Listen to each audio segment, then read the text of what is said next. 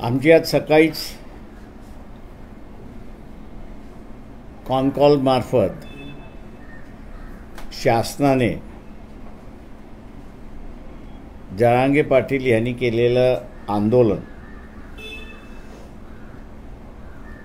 आणि आत्ता ते बसलेले उपोषण याला असताना इग्नोर करण्याचा निर्णय घेतला असं त्या ठिकाणी दिसतंय। कुणबी समाजाच्या संदर्भातला असणारा निर्णय हा मागच्या बैठकीमध्ये झाला, पण आत्ताचा असणारा जो निर्णय आहे तो इथे असणारा गरीब मराठ्याच्या संदर्भातला आहे।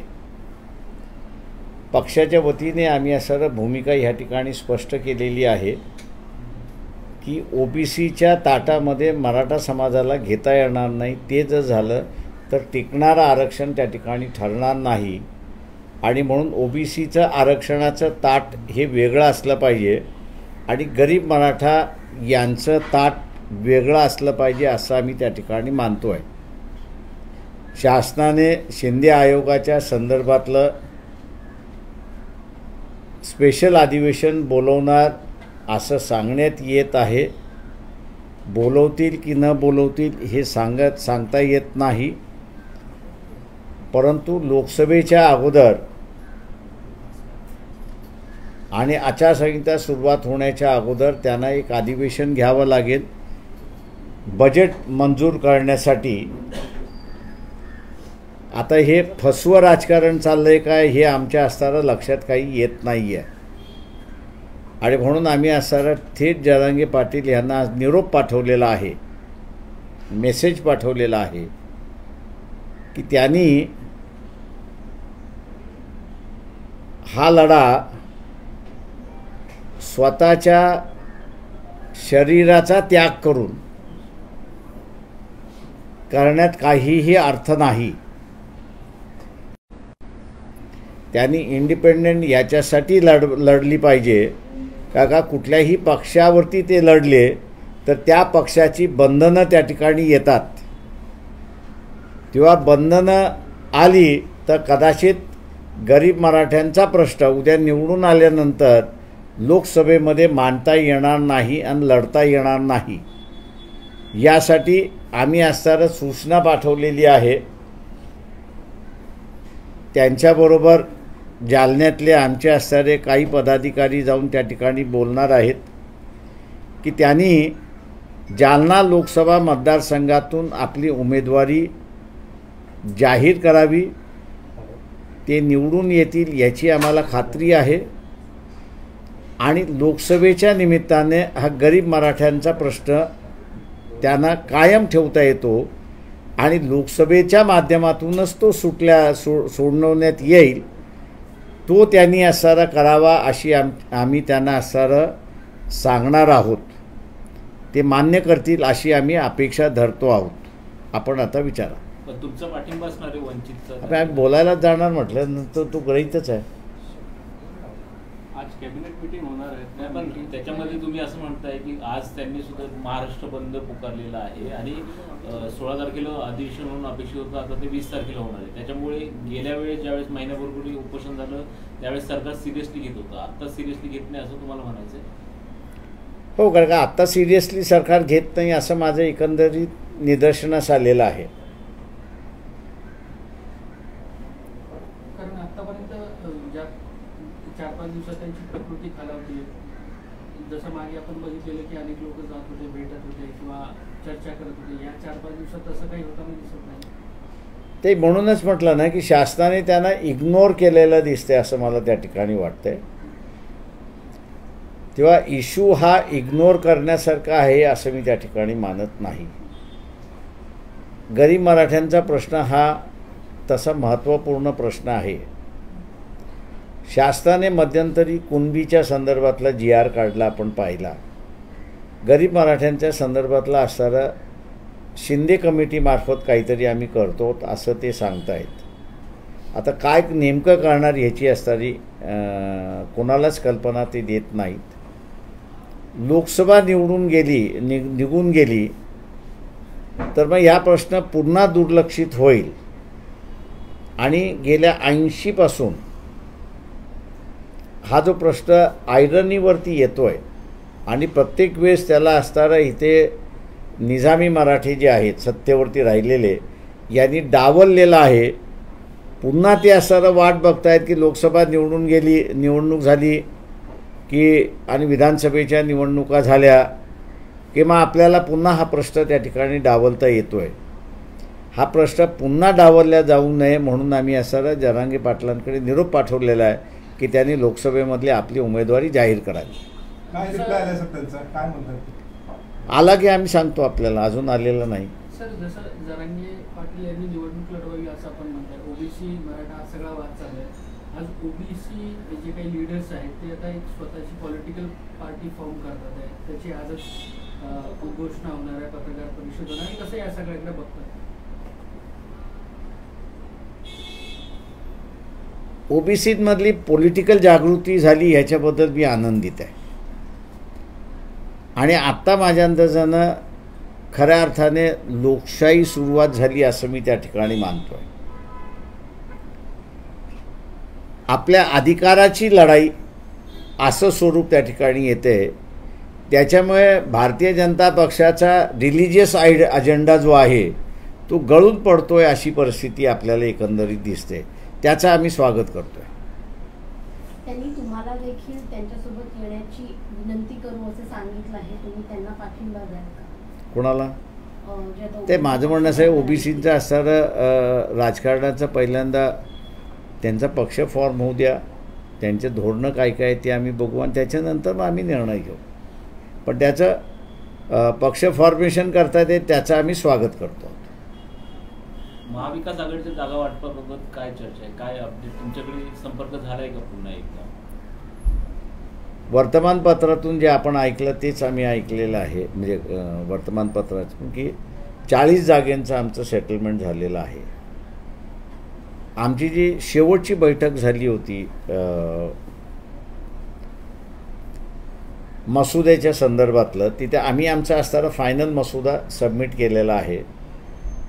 आणि त्या फायनल मसुद्याच्या याच्यामध्ये इतर पक्षांचा मसुदा जर आला असेल तर तो फायनलला पुढच्या बैठकीमध्ये करून घ्यायचा असं त्या ठिकाणी ठरलं आहे. दुसरं, ज्यावेळेस आमच्याशी असणारं अनौपचारिक चर्चा ज्यावेळेस झाल्या, आमचे जे प्रतिनिधी होते डॉक्टर धैर्यवान फुंडकर यांनी त्यांना असं कळवलं आहे की एकतर तुम्ही तिघे आपसामध्ये 48 जागा डिस्ट्रीब्यूट करून घ्या. ते जर तुम्ही केलं तर मग आम्हाला ज्या जागेंवरती लढवायचं आहे त्या घटक पक्षाशी बोलून आम्ही असणारा समझोता करू. त्या ह्याच्यामध्ये तुमचं जर ठरलेलं नसेल तर मग प्रत्येकाने कुठल्या जागा पाहिजेत त्याची असणारी म्हटलं कागदावरती आपण एकमेकाला एक्सचेंज करू. त्या एक्सचेंज करून ज्याच्यावरती एकच पक्षाची मागणी आहे तो निकाल करून घ्यायचा. ज्याच्यावरती 2, 3, 4 असे जे डिस्प्यूट्स आहेत ते त्या पक्षाने तिथे असताना बसून रिझॉल्व करावं. आणि जे रिझॉल्व होणार नाहीत त्याचं म्हटलं तर समिती बसून म्हटलं आपण तिथे निर्णय त्या ठिकाणी करता येईल. तर हे दोन्ही प्रपोजल्स आम्ही त्यांना असताना त्या ठिकाणी दिलेले आहेत. त्या दोन्ही प्रपोजल्सवरती आता त्यांची काय चर्चा होते महाविकास आघाडीची त्याची आम्ही वाट बघतो. सर, तुम्ही मागच्या बैठकीत असं म्हणाले होते की युपी संदर्भात काँग्रेस उद्धव ठाकरे गट त्यासोबत एनसीपी सोबत चर्चा झालेली आहे, शरद पवार गटासोबत. मात्र काँग्रेस सोबत युती संदर्भात कोणतीही चर्चा झालेली नाही. जेव्हा रमेश चेन्नीथला हे महाराष्ट्रात येतील तेव्हा काँग्रेस संदर्भातली चर्चा आम्ही करू. तर 2 वेळा रमेश चेन्नीथला हे महाराष्ट्रात आले, मुंबईत आले. तुमची काही चर्चा झालेली आहे का युती संदर्भात काँग्रेस? नाही, माझी त्यांच्याबरोबर काहीही चर्चा नाही. आणि आमची असणारी चर्चा जी आहे ते डॉक्टर धैर्यवान फुंडकर आणि त्यांची टीम जी आहे ती करते. त्यांनी जे काही आम्हाला असणारं फीडबॅक दिलं की हा फॉर्म्युला तिथे मांडल्यानंतर त्यांची इंटरनल चर्चा होणार आहे. त्या इंटरनल चर्चेमध्ये ते मग निर्णय घेणार आहेत त्या ह्याच्यामध्ये. तुमच्याशी बोलणं झालेलं माझं आहे? बोलणं टेलिफोनवरनं त्यावेळेस झालं होतं, त्याच्यानंतर नाही झालेलं. सर तुम्ही एक स्टेटमेंट दिलं होतं की इंडिया आघाडीसारखीच परिस्थिती महाविकास आघाडीची देखील होणार, ती सुरुवात झाली का? कारण का अशोक चव्हाण यांनी देखील आता काढता पाय घेतलाय महाविकास आघाडीतून. ते माझं म्हणणं असं आहे की काँग्रेस पक्ष असेल, इतर पॉलिटिकल पार्टीज आहेत, कार्यकर्ते नेते सांभाळावे याच्याबद्दल दुमत नाही. पण पॉलिटिकल पार्टी ज्यांच्याबरोबर समझोता करू इच्छी मागते, त्याच्यामधले एखादा कोणतरी शुक्राचार्य भूमिका घेतो की यांच्याबरोबर आपण करू नये. माझं म्हणणं असं आहे की तिथं त्या इंटरनली पॉलिटिकली चर्चा घेऊन एकतर त्याला हा निर्णय का घेतोय तो समजावून सांगण्यात यावा, आणि ते समजून सांगितल्यानंतर सुद्धा त्यांना जर मान्य नसेल तर मला वाटतं असणारा डिसिजन घेणं हे सगळ्यात महत्त्वाचा भाग आहे. आता मागच्याही लोकसभेमध्ये आम्ही असणारा सर्वांबरोबर समझोता करण्यासाठी आमची ओपन भूमिका होती. त्यावेळेस अशी काही इंडिव्हिज्युअल्स होते की ते म्हणत होते काढण्याची गरज नाही आहे, आणि आज आपल्याला दिसतं आहे की त्याच्यापैकी काही जण जे आहेत ते BJPच्या गळाला लागलेले आहेत असं दिसतंय. तर BJPने आपल्या पक्षामध्ये काही माणसं प्लांट केलेली आहेत का याचासुद्धा राजकीय पक्षाने विचार करावा, हा महत्त्वाचा आहे.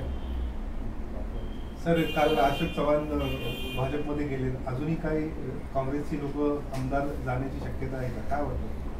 हवेमध्ये तर चर्चा आहे की अनेक जण जातील असं. माझं सरळ म्हणणं असं आहे की मी अगोदरच इथल्या पॉलिटिकल सिस्टमला वॉर्न केलं होतं की नरेंद्र मोदी हे रिंगमास्टर आहेत. जे इन्क्वायरी खाली आहेत आणि जे इन्क्वायरी खाली येऊ शकतात करप्शनच्या चार्जेस खाली,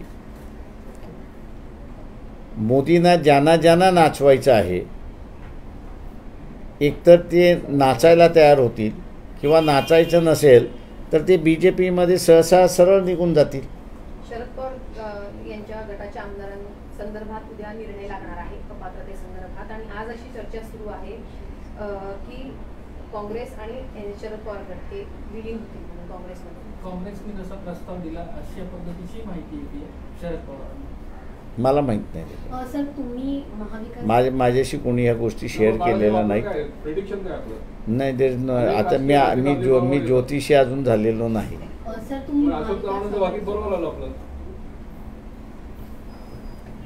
तुम्ही महाविकास आघाडीसोबत बैठक देखील केली. अशोक चव्हाण यांनी महाविकास आघाडीचा साथ सोडलेला आहे. पक्षाचं जे नेतृत्व आहे ते याला कारणीभूत आहे, म्हणजे सरळ आरोप जो आहे तो नाना पटोले यांच्या नेतृत्वावर जात आहे. तुम्हाला काय वाटतं की त्यांचं नेतृत्व कमी पडतंय का? कारण का 3 मोठे चेहरे गेलेले आहेत आता. काँग्रेस पार्टीनेच याच्यावरती असणारं उत्तर दिलं पाहिजे की अशोक चव्हाण का गेले. काँग्रेस पक्षाच्या नेत्यांनीच त्याचं उत्तर दिलं पाहिजे. इतर जण कोणीच त्याच्यावरती माझ्यानं उत्तर देऊ शकणार नाहीत असं मला स्वतःला वाटतं. सर नारायण राणे यांनी ट्विट केलेलं आहे जरांगे पाटील यांच्या विरोधात. जरांगे पाटील यांनी काल एक वक्तव्य केलं की पंतप्रधान नरेंद्र मोदी यांना महाराष्ट्रामध्ये फिरू देणार आहे. तर त्यांनी असं ट्विट केलं आहे की जरांगे पाटील यांनी त्यांची मर्यादा जी आहे ती ओलांडली आहे, आणि जर मोदी महाराष्ट्रात आले तर अस्सल मराठा समाज काय असतो हे आम्ही जरांगे पाटील यांना दाखवून देऊ. No comments. हिंदी में प्लीज कर दीजिए, महाराष्ट्र को क्या संदेश दिया? जरांगे पाटिल दोबारा अनशन पर बैठे हैं. उनकी 2 मांगे थी, एक कुनबी मांग थी और दूसरा जो था गरीब मराठा जो है उसको आरक्षण मिलना चाहिए.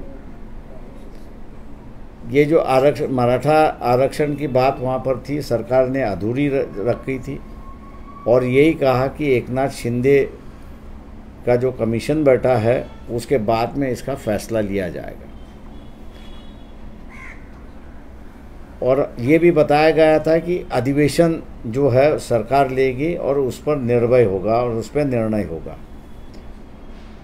लेकिन अभी दिखाई दे रहा है कि शासन अधिवेशन इस इशू पर होगा या नहीं होगा इसकी कोई जानकारी नहीं है, लेकिन मार्च के पहले हफ्ते में आचार संहिता लगने की उम्मीद है और उसके पहले महाराष्ट्र असेंबली बुलाना ज़रूरी है और बजट पेश करना ज़रूरी है, ऐसा मैं मान के चलता हूँ। वोट ऑन अकाउंट लेना ज़रूरी है, तो उसमें अगर ये ले रहे हैं तो मैं समझता हूँ कि उस पर कोई चर्चा नहीं होगी, बातचीत नहीं होगी। अनशन पर बैठे हुए जारंगे पाटिल, इनकी तबीयत जो है वो पूरी तरह से बिगड़ चुकी है, उनके नाक से खून बह रहा है ऐसा बताया जा रहा है। हम लोग ने उनको पार्टी की तौर से एक संदेशा भेजा है कि एक पॉलिटिकल लड़ाई है, आप अपने शरीर से इसके साथ में लड़ रहे हो, उसके साथ में बैठ के आपको पॉलिटिकल लड़ाई भी लड़नी होगी, और ये पॉलिटिकल लड़ाई आपको लड़नी है तो आपको इस लोकसभा में जालना की कॉन्स्टिट्यूंसी से कॉन्टेस्ट करना होगा, और वो कॉन्टेस्ट जो है किसी पॉलिटिकल पार्टी से नहीं तो इंडिपेंडेंट आपको कॉन्टेस्ट करना होगा। क्योंकि अगर आप किसी पॉलिटिकल पार्टी के साथ जाते हो तो जिस तरह से दूसरे आमदारों का मुंह दबाया जाता है वैसे आपका भी आवाज़ दबाई जाएगी और आपको कहने का बात नहीं होगा। हम लोग उम्मीद करते हैं कि जारंगे पाटिल जो है ये एक पॉलिटिकल इशू है, इसको समझ में लेते हुए इलेक्शन के बारे में, लड़ने के बारे में जो है वो भूमिका लेंगे और लोगों को बताएंगे, ऐसा हम लोग उम्मीद करते हैं।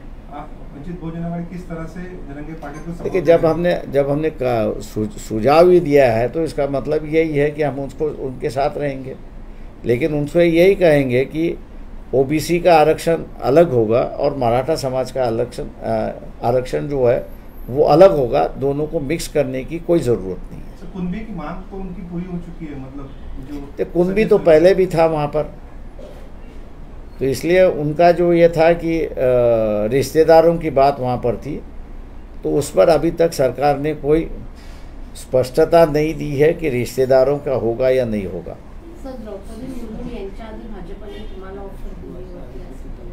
थँक्यू, मला वाटतं ह्याच्यावरतीच आपण थांबू इथे। महाविकास आघाडी के पक्षाची काही ऑफर तुम्हाला देण्यात आली होती का? ते माझं वृत्तवाहिनीशी बोलताना बोललेलं की हा मी ते तुम्हालाही ऑफर होती। मला वाटतं हा इश्यू थोडासा महत्त्वाचा आहे, नेक्स्ट टाइम आपण त्याच्यावरती बोलू। सर, एमबीए में सीट शेयरिंग को लेकर अभी तक कोई निष्कर्ष नहीं निकल पा रहा है।